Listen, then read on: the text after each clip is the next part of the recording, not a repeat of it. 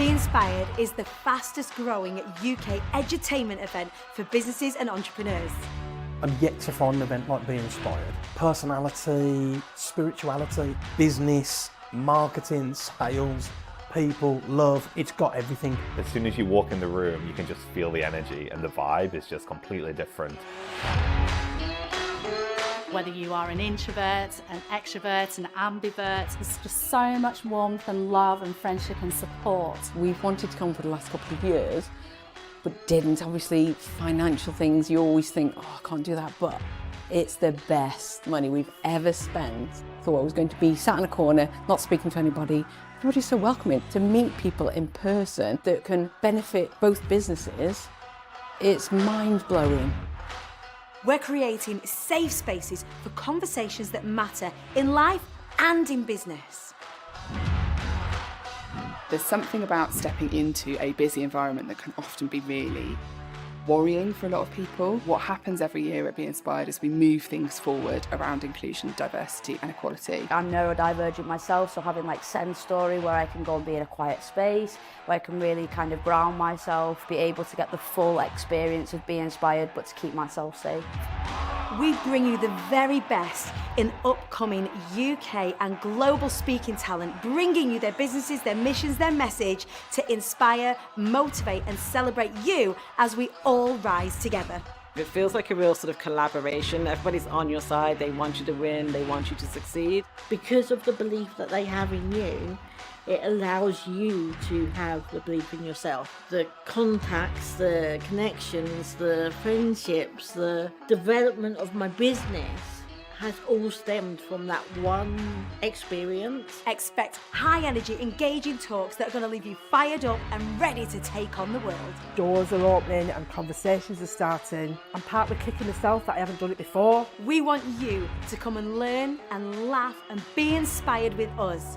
And the naughty kids are welcome. If you're thinking about coming to Be Inspired, definitely make that leap of faith, get your ticket. Everything in business that is important and impactful is really tough, and to have a team like this that's got your back is just going to help you grow and grow and grow. You can get your ticket right now to our next event by going to www.imthequeenbee.co.uk.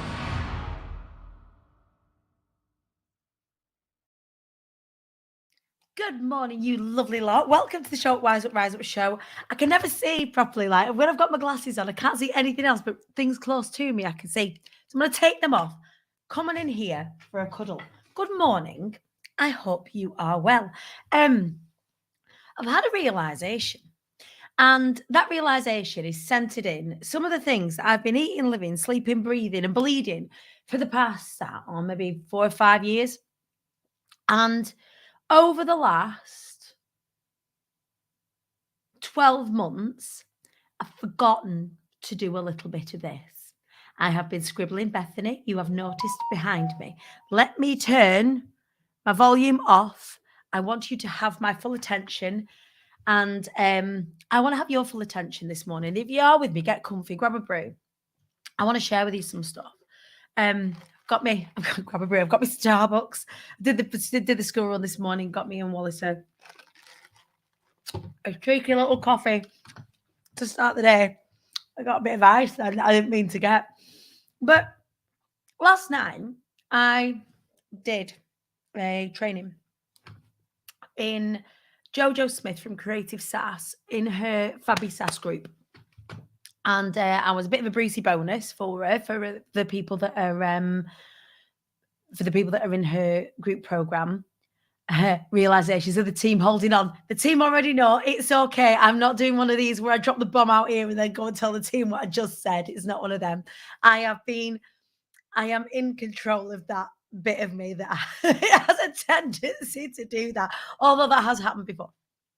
So I was doing this training last night, and it was a training that doesn't sit within my normal schedule of delivery. And what I mean by that is I've written a book. It is called I'm the Queen Bee, How I Overcame Self-Sabotage to Fly Anywhere and How You Can Too. It is a personal development book, part autobiographical, part practical guide to getting out of your own way. I wrote a book on it. I wrote a book on it that is a consistent bestseller on Amazon. Like it dips in and out of the bestseller list all the time without launching, without me doing anything. I'll do something, all of a sudden a lot of people will buy my book, and we dot around the international bestseller list quite a lot, which is ace, really cool. We've sold thousands of copies. It's fantastic. I wrote a book about overcoming self-sabotage. And I wrote a course about overcoming self-sabotage that I released about 3 years ago. And then I've sat on it since, because I wanted to hold on to it until such a time that it felt right. I wanted to do one thing well. And for me, this is Wise Up Wednesday, by the way. I want to teach some things this morning. Some things you might already know. Most of it isn't my stuff. I'll just deliver it to you in a way that might feel a bit congruent, that might resonate with you a little bit. But I wrote a book on overcoming self-sabotage, and then spent the last sort of 12 months forgetting that I wrote a book and a course on overcoming self-sabotage. Started to sabotage myself a little bit, as we are on quite a steep trajectory of growth. I have found myself falling into patterns where I get myself a little bit sticky, where I look at the top of the mountain and go, oh, that's big. For those, for our speaker cohort that spent the morning with me after being inspired, it chews me up and spits me out in much the same way it does for many of you. I have my own snow globe period directly after Be Inspired. What I mean by that is, much like a snow globe, Be Inspired does this. Shakes me up, takes a little while for the glitter and the dust to settle. Rosie Kearney, reading your book at the moment. Oh, amazing. I hope you find it super helpful. I'm reading my book at the moment because I need to recheck back in with it. And I sat, we all went to a lovely spa afterwards, and people can go in and go and have a dip, and I sit and have a little bite to eat and just kind of sit and reflect on the event. And I cried. And I cried for two reasons. One is I was so proud. I was so proud of what we had achieved as a team, of what the speakers achieved as my clients. And I was also reflecting on how big this feels that we are creating, how important it feels, how necessary this work is in terms of finding communities to have safe spaces, to have conversations that matter, inclusive communities, stages where people can take up space where they may not have taken up space before, getting important conversations out into the world so that more and more and more of us can have these conversations. I look at that as part of my legacy work. It's important work. Not that I'm important, I'm just the conduit, right? But when I look at it as an animal, as the beast, as this behemoth, it feels big, right?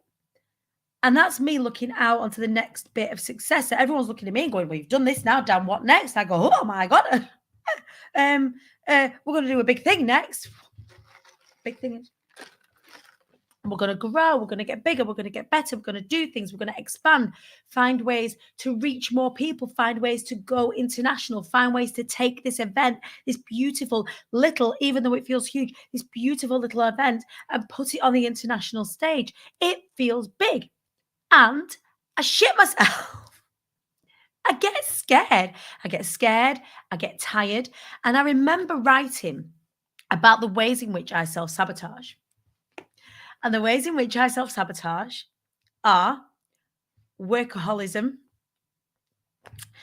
Because if I work myself into the ground and I'm not successful, I get to say, well, it weren't for want of trying. I tried really, really hard and I couldn't have done any more, right? Workaholism. So I don't try to start working smart.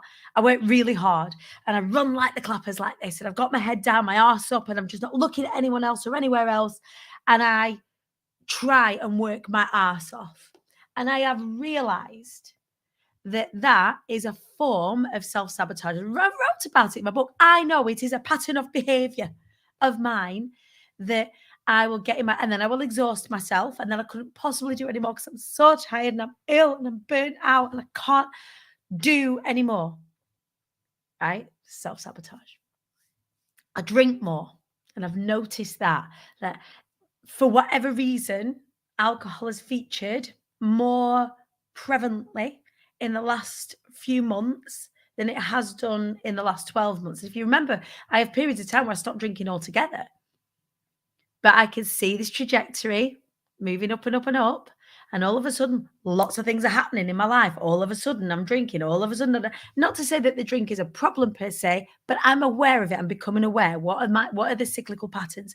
When you are self-aware, when success is you've got success in mind, whatever success looks like for you, it could look like great family, great relationship, money in the bank, time, freedom, whatever it is. But if you're staring it in the face and your body doesn't know that that is safe, we do things to get in our own way. And when you are self-aware, what happens is that those inherent patterns don't maybe necessarily go away, but you find them sooner so you don't fall down the hole. And that is where I find myself, or I've found myself in the last few weeks. It's not that I'm in this kind of danger hole or anything like that. I'm just noticing how I'm feeling about the next level.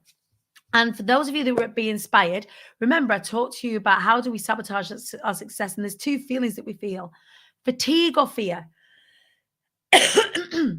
Fatigue or fear. And we often make decisions based on whether we're feeling tired or scared. And I've been feeling both. And therefore, some of the decisions that I have been making have been centered around me being tired or me being scared. And some of those decisions are subconscious and will manifest in certain behaviors that are not necessarily great. And because the two are not mutually exclusive, I can also be self-aware and go, I can see that I'm feeling a bit scared, I'm feeling a bit tired, and I'm making decisions accordingly. What can I do? And so some of the things that I need to do is recheck in right at the very beginning of the process when I first started to learn about success and the habits of successful people. And last night I did a bit of a reflective piece. Jojo would ask me not to go in and speak about speaking, not to go in and speak about confidence, but to speak about happy habits. Habits that if you engage within them, and this is why this scribbling is up behind me, because not only do I want to reserve that for that group, like I want to share a little bit of this with you this morning because it's so important. And my commitment to myself today is I'm going to recheck back in with these as well. So these happy habits, I was like, flipping heck, it's been a while since I actively engaged in happy habits. Now, many of you will know, if you follow me for a while, that I tend to have habits that are centered around the lunar cycles. And reason being is that it makes it easy for me to remember to do it because it's only twice a month, on a new moon and a full moon. I will journal out some stuff. I will do some visualization stuff. I'll do some of the stuff that's on the board behind me. And I'll go through this in a second. This bit is not my stuff. This is Hal Elrod's Miracle Morning. When I first started to engage in personal development, I'd hit my lowest of the low, right? Was homeless, was struggling. All the decisions that I'd made had led me to this point, and it wasn't a very good point. I realized that I was the common denominator in all of the things. I was going to have to be the common denominator and the linchpin in any way out of it, right? So I had to find out who was successful and what was those successful people doing. There was two books that I read. One was Think and Grow Rich, which I think is the cornerstone for many successful people's learnings. If you haven't checked it out, do go and check it out. Get it on audio. It's an easier read. Think and Grow Rich, written by Napoleon Hill. Yes, it's written by a very old, very dead now, straight white man, but the concepts within it are spot on in a lot of cases. The other one is The Miracle Morning by Hal Elrod. Now, Hal Elrod did a study in much the similar way to Napoleon Hill. He studied famous people. So Napoleon Hill studied the likes of, say, Henry Ford, for example, or Dale Carnegie, or that sort of era. Hal Elrod studied the likes of Barack Obama, Will Smith, like your current successful people. What were their habits? And he found that each one of them had some sort of practice centered around these 6 behaviors. Silence. So the act of meditation. What we're talking about here is the unlocking of the problem-solving bit of your brain. Now, because we are busy bastards, so my avoidance of silence is one of my self-sabotaging behaviors. Because if I keep myself busy, I'm not problem-solving. So silence isn't just shutting the fuck up and sitting there. Some people find that scary, especially if you are neurodivergent. I've got a very busy brain. Sometimes I can't go in here without the accompaniment of an adult, right? However, when I'm in the car and I'm doing something with my body, then that helps unlock the problem-solving bit of my brain. It's like many of us get like ideas in the shower or when you're taking a shit or whatever it is, whatever you're doing that doesn't involve you thinking. So driving for me doesn't necessarily involve thinking on account of the fact that I know how to drive. I've been driving for a long time now. I've been driving a lot.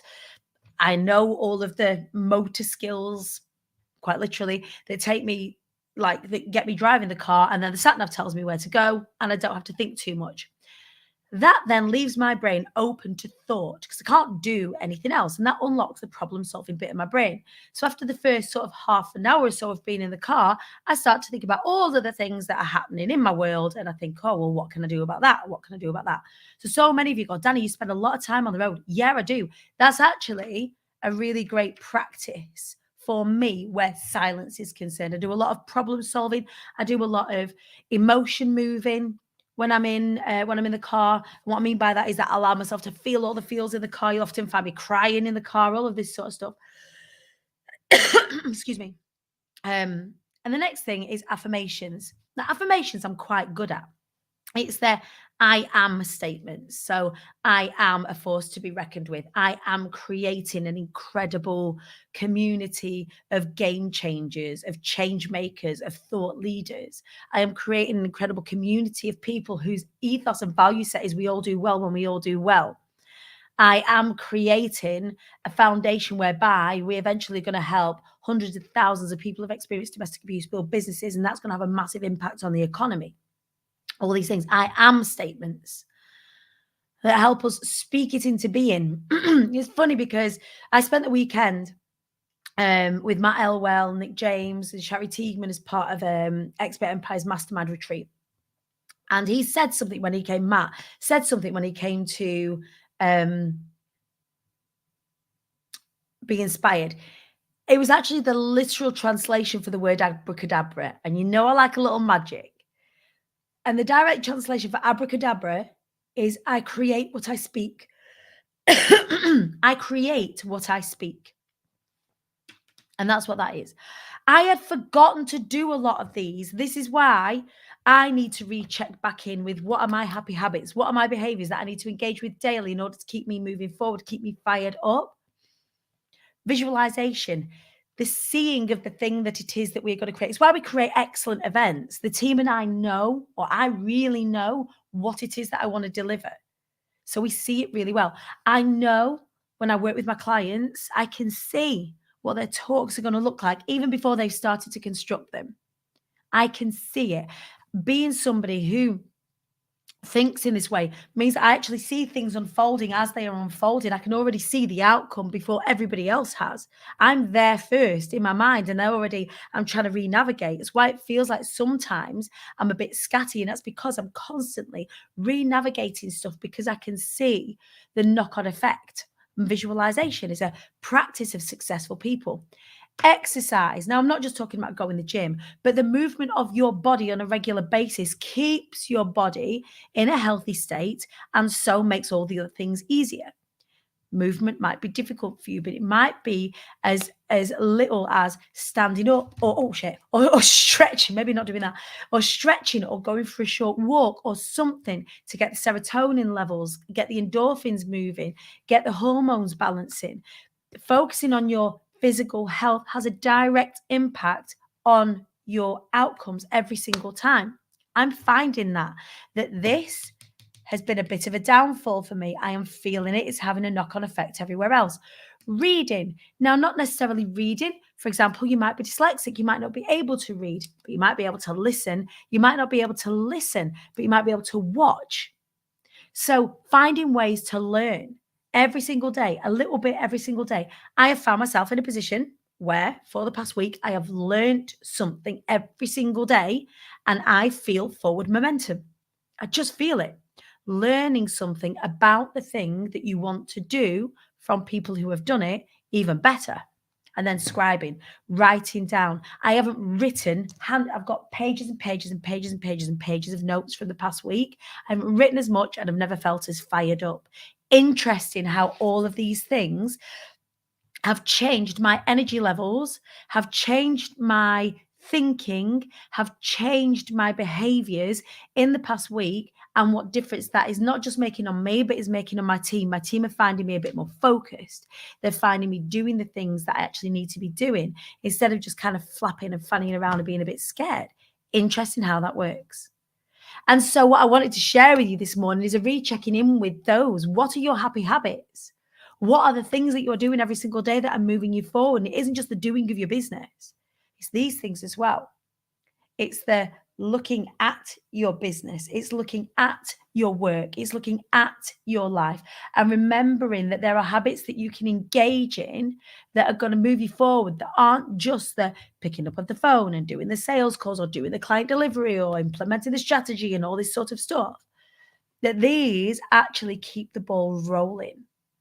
And I really needed to remember that. And I actually gave myself my own medicine last night, which is why I feel so fired. I don't want to share this shit with you this morning, is that my commitment to myself is these things, particularly this one.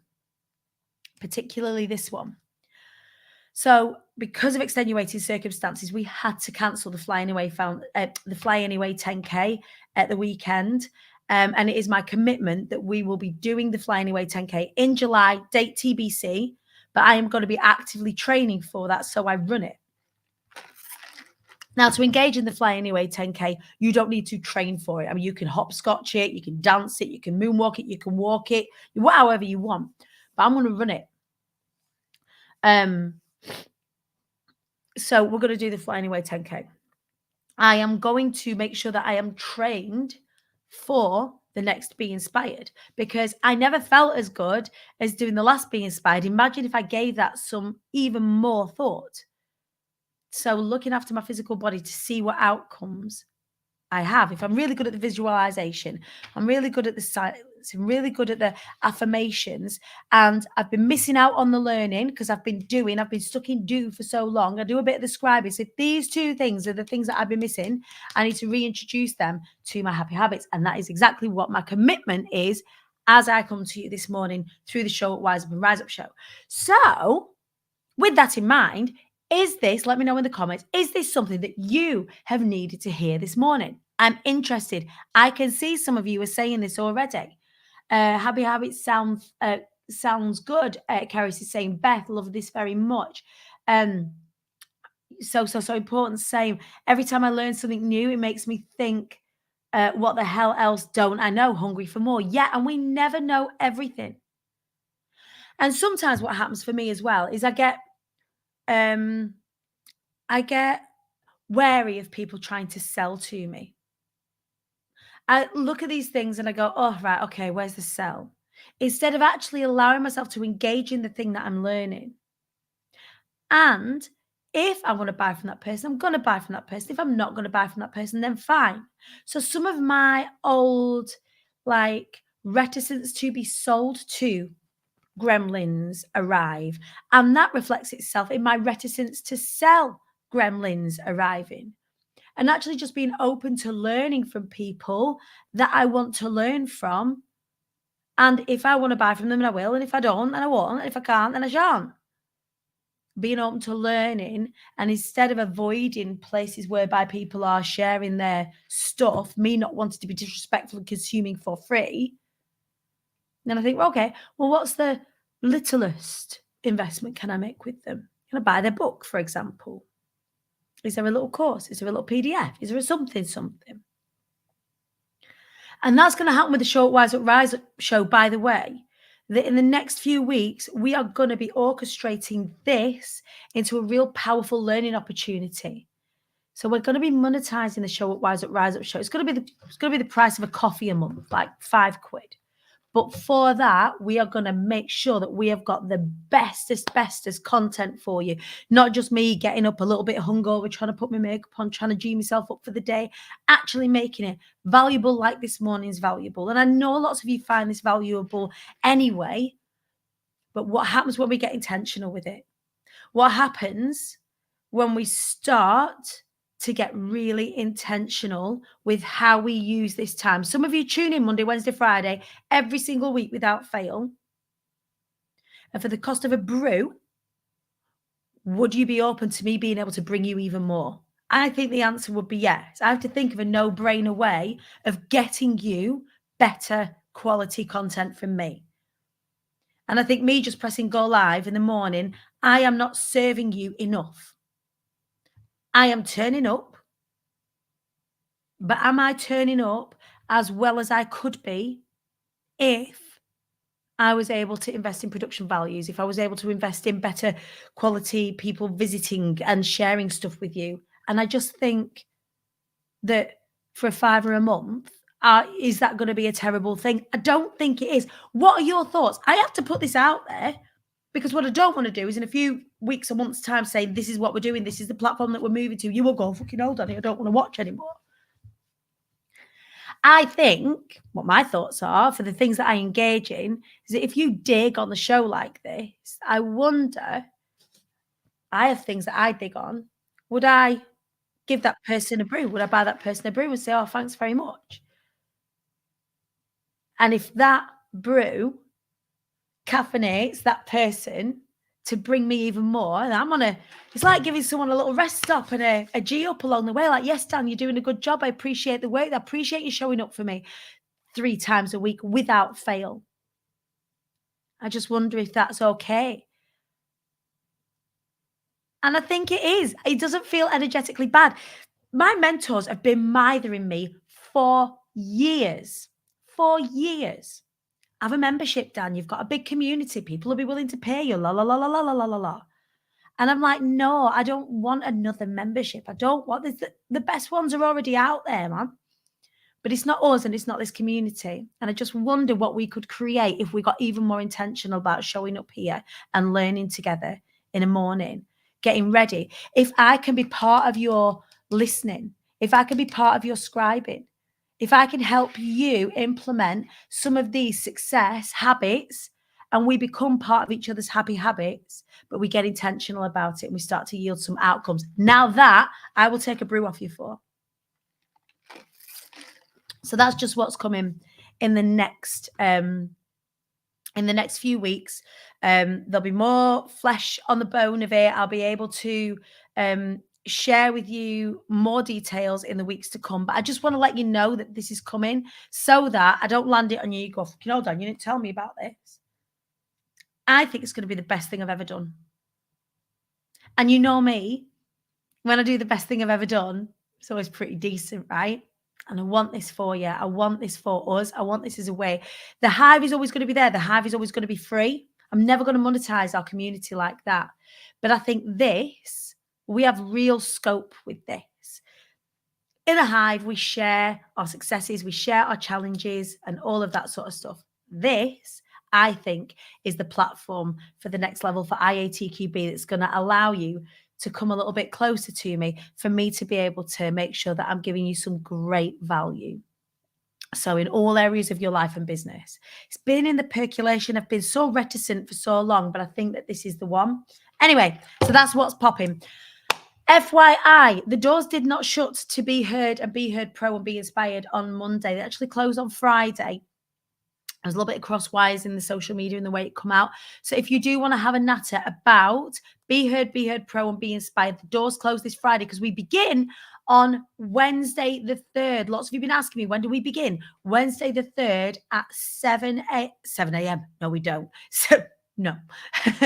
Wednesday the 3rd of May at 7 p.m. That's when we kick off for Be Heard. That's going to run for 9 weeks. And then we stretch out then into the Be Inspired cohort, getting ready for the September cohort, which is now sold out. If you want to work with me on Be Inspired, there is the March cohort available. If you want to have a chat about it, go to imthequeenbee.co.uk and book in our call. All right, my loves, that is all. for the show Wise Up Rise Up show this morning. I hope you have enjoyed my company. I hope this has been a necessary kick up the backside for you and for me to participate in these success behaviors, these happy habits, whilst we show up, wise up, and rise up together. I'll see you on Friday for more showing up, wising up, and rising up. Hopefully, I'll get to see some of you tomorrow in Guildford. I'm performing at the Star Inn in Guildford. If you want tickets, please get in my DMs. I'm going to be performing with my incredible friend George Alfie and his band, and also the support act, the Space Fishermen. If you like live music and you can't be arsed with networking, get yourself to Guildford tomorrow night. I want as many of you there as possible, if you can, to come and support us. It's one of the only gigs that I'm doing this year. I am so excited. We're going to be filming it as well. So I really, really, really, really, really, really appreciate your support. Please do get yourself there if you can. Right, my loves, have a cracking day. Go show up, wise up, rise up, and I'll see you for more of it on Friday morning. Take care.